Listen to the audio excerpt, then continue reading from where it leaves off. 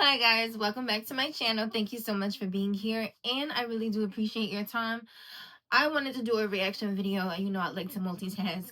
So I'm going to be putting all the little bra things back into my sports bras and my bras, basically.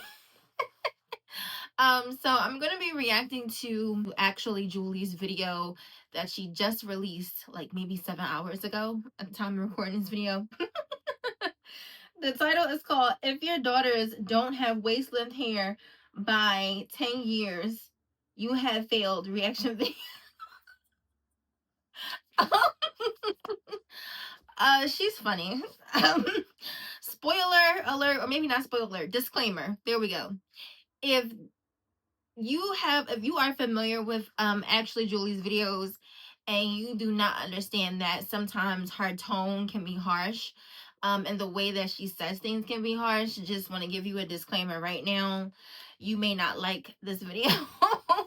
This would be like the second time I'm watching this video. The first time I watched it, I was gagging the whole time. So let's just get into it, okay?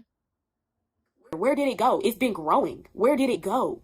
You owe her the waist length hair that you never had, probably by the age of 10. You have 10 years to get it right. You've been alive for 30 years. That's 30 years worth of hair, and you haven't retained none of it.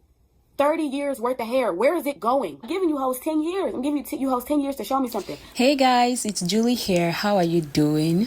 So one of my subscribers sent me this video link on Instagram and told me to watch it and possibly do a reaction to it.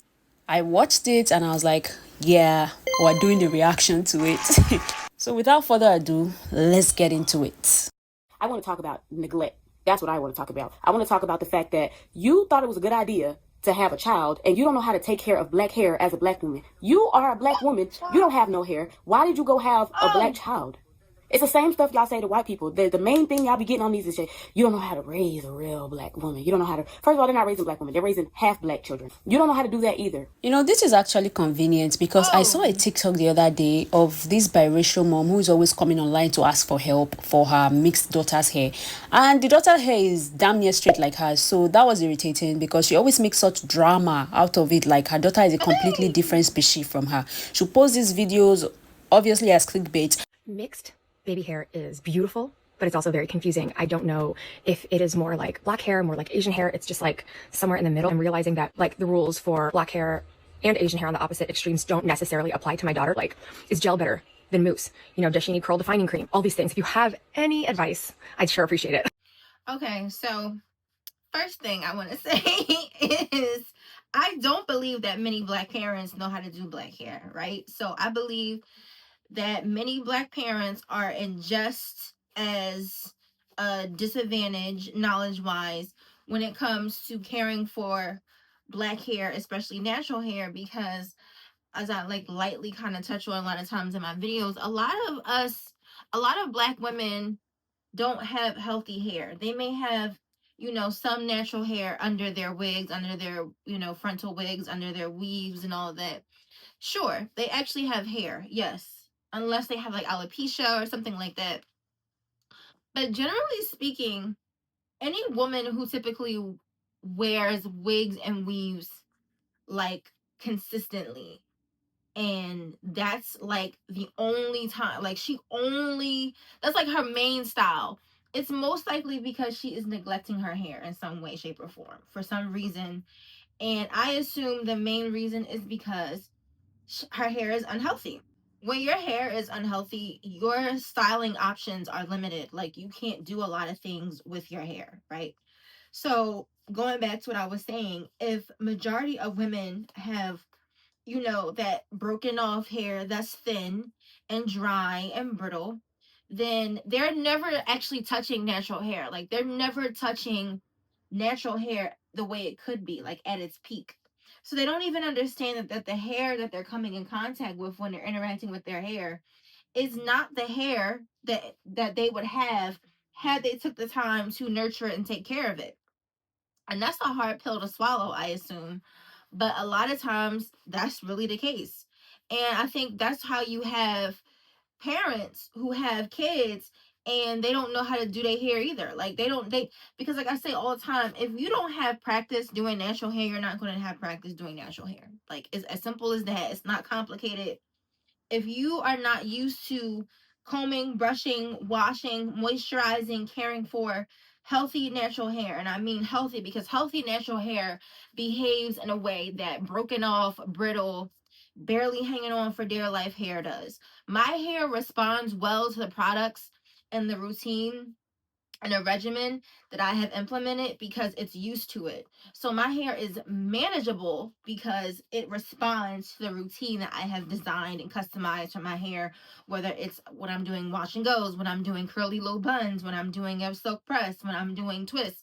My hair has a conditioning of like almost like muscle memory when it comes to those styles. And so my hair responds to it positively. I see the results. I see the results. I see the results. And because I see the results, it encourages me to continue up with my regimen and routine. But if you don't have healthy natural hair and you're not used to touching it, feeling it, working with it, what begins to happen is you have no motivator. You have no reason to keep doing anything because it doesn't appear like it's working. And a lot of times it take women so long to go on their natural hair journey because they never just do it.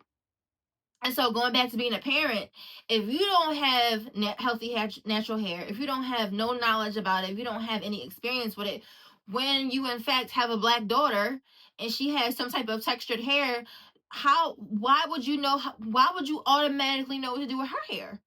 You would still have to learn in the same way that you have to learn a healthy regimen and a way of taking care of your natural hair. You would have to do that for your child. It's the same exact thing.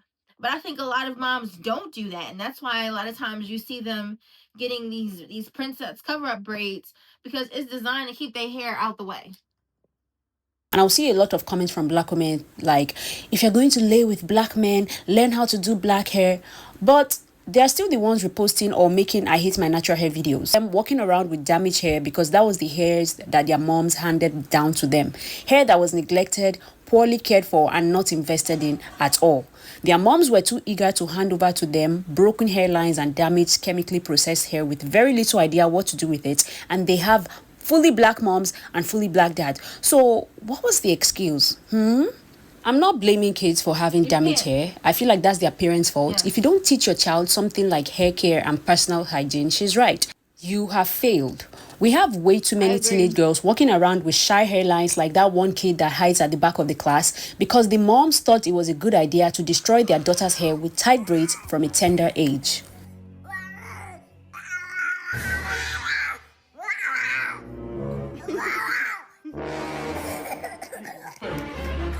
It's not a stereotype. Black women don't be having no hair.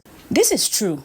As much as black people like to say, oh, black women don't wear wigs because we're bald, black women can have long hair, it's racism to think that all black women are bald. This can be true, but it's also true that an overwhelming amount of black women are bald. Why? It starts from the home, which is exactly what this video is talking about. Because of upbringing. At the ripe age of 30, you should be loaded with enough information about caring for your own hair and ready to pass on to younger ones like nieces or daughters if you have them. Not going on TikTok to repost your fourth I hate my 4C hair video for that week to fulfill your humiliation ritual quota for the month. What I see black moms, African moms, Caribbean moms, every mom with a daughter with kinky hair on the internet putting these overly tight braids and totally unnecessary hairstyles in their daughter's hairs so they just don't have to deal with the hair. That's what I just Your said. 5-month-old baby does not need cornrows, I promise you. No, because why is your infant on the salon chair? Why is your 1-year-old having... Now, to be fair, I started going to the hair salon when I was like maybe 5 or 6. But I had a lot of hair, and my mom was tired of struggling fighting me to do it because, again, natural hair care is a cultural practice that has to be passed down. If nobody is passing it down, then nobody is passing it down. Okay, so my mom didn't learn a natural hair care practice, cultural practice from her mom. And then my mom, in the early 90s, 80s, it was all about processing. So relaxers, all types of heat tool styles. So my mom was going to the hair salon every 2 weeks like clockwork, getting a fresh relaxer. You know, it was being, my mom's hair was healthy as relaxed hair could be, because she was going to a professional who was maintaining it. So my mom kept her ends trimmed, and she had, you know, typical like 90s straight, you know, wrapped look where it had like a little, you know, like how Aaliyah's hair looked. That's how my mom's hair looked in the 90s, but it was her real hair. And she used to dye it jet black.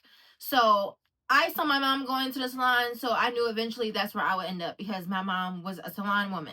But I was pretty much getting a relaxer. I remember I had a relaxer around the same age, and just like my mom's hair, my hair was maintained well. So even though my hair was relaxed, it was still maintained well because I was going to a professional. But even in that, I could still see my mom kind of teaching me, like, go to a professional to get your hair done and let them maintain it. Don't just do any old thing to your hair, because that's, I would get the same thing she would get. I would get a fresh relaxer, a fresh touch up, you know, get my hair straight, you know, straight curls or bumped ends, and then I would leave in either a doobie or my hair, you know, wrapped, and then at night I would wrap my hair. Like, I would get the same style my mom got. So I wasn't doing a lot of like tight random styles. My hair just stayed straight. It was straight. I didn't decide to go natural until after I stopped modeling, and I wanted to, you know, do what the girls were doing. At the time, going natural was still like a thing. This was like 2012, 2011. And I had just did a big chop, and my hair was growing back thick and nice. I loved it. It was wonderful. So I absolutely loved growing my natural hair, and I had to learn from, you know, the internet and stuff like that, different forums, different, you know, YouTube forums and stuff like that, because my mom didn't know about natural hair. She wasn't natural. So you cannot teach someone how to love, style, do, manage, maintain their natural hair if you don't know how to do it yourself. And that's how this conversation harkens back to mothers teaching daughters healthy and unhealthy practices concerning natural hair. But let's keep going. Gel and mousse on her scalp? Why does your child have boils and sores on her temple? Why can't she concentrate in class? Why is she always scratching her scalp? A lot of black women's hair won't grow because they hate it. It's that simple. Black women want to talk about, especially the black mothers, is the versatility of black hair, and you're not even getting to experience the real versatility of the black hair itself. Hair can stand alone. You don't need a plethora of beads and barrettes and bows when you have black hair. I personally believe, and I want y'all to check yourself if y'all really believe this. If somebody asks me who has the best hair on the earth, I really believe it's black people's hair. I think we have the best hair on the earth. Y'all really look deep down in yourselves, y'all don't believe that. And all y'all want to talk about is how creative and stuff you can get with black hair. Why can't the hair stand alone? And it's like y'all think y'all know how to take care of hair because you know how to style hair. It's a difference. Right. I think black hair is the most beautiful. It's simply too stunning for words. But a lot of these conversations on the versatility of black hair is just you guys coming up with creative ways to hide your hair. I say this all the time in this discussion. A lot of times black women will talk about the versatility of black hair, right? And that's the first thing they'll say, and it'll be like a dog whistle for, yes, I prefer it to be versatile as possible versus it looking like the way it's, you know, naturally designed to look.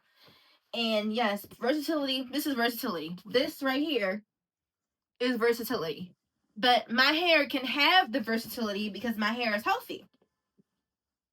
If my hair was broken off and brittle, I would have no versatility. The only options I would have is to hide my hair under wigs and weaves and braids, because I couldn't do nothing with my hair. So you can't talk about versatility when the truth is your options are limited because your hair is damaged and broken off. And a lot of times when it comes to black women, that's what it comes down to. Our hair is broken off. You can't have versatility when you don't have healthy hair. And you can't have healthy hair if you are not taking care of your natural hair. Why are your daughters in tight cornrows and tight gel pack year in, year out? The only thing you are creative with is the different types of damages you are doing to her scalp and psyche. This is going to sound really weird, but I've never heard, it's not a thing that Black people ever say like, oh, my hair is so clean, it smells so good, my hair smells so good. That's not a thing. I disagree with that. Again, it depends on the type of person, the type of Black person you're around, culturally speaking. So for me, culturally speaking, I have been around plenty of Black women who say this because I have been around Black women with locks. I've been around a lot of Black women that have their hair locked, and women, if you know anything about Black women with locks, especially if she's like well into her lock journey, she's very particular about her hair, the way it smells, everything. All of that is something she's constantly considering. So I disagree with that. Like, I know other races of people say that because they have to wash their hair so frequently. Y'all think that we're all people who smell like cocoa butter and incense, and some of y'all reek. Like I said, the wigs, wearing a jacket, you haven't washed your jacket, you haven't washed your bonnet, you haven't took a wipe and wiped down your shoes. You haven't did none of that. Why is she... Somebody pissed her off. Somebody pissed her off. But What have you really done? So before I went natural, I don't even have a memory of what I used to do with my hair. This was not a statement that I remember uttered or uttering myself. Sure, I washed my hair. I mean, all those years I had to, right?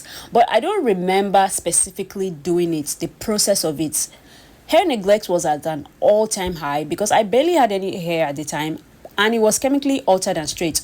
All I remember is just sitting down to get relaxers. My mom would do it, or I would go to a salon and get it done. But I don't remember having time to deal with my own hair by myself. I think I would just stand under the shower and wash my hair with bathing soap whenever I wanted to wash it. It was that uneventful. So bathing soap in hair is actually not good, by the way. So if you're doing it, stop it. Go and buy a shampoo.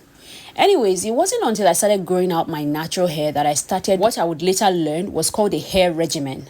I remember spending hours researching to see the best shampoo and conditioner that was very low cost that I could afford.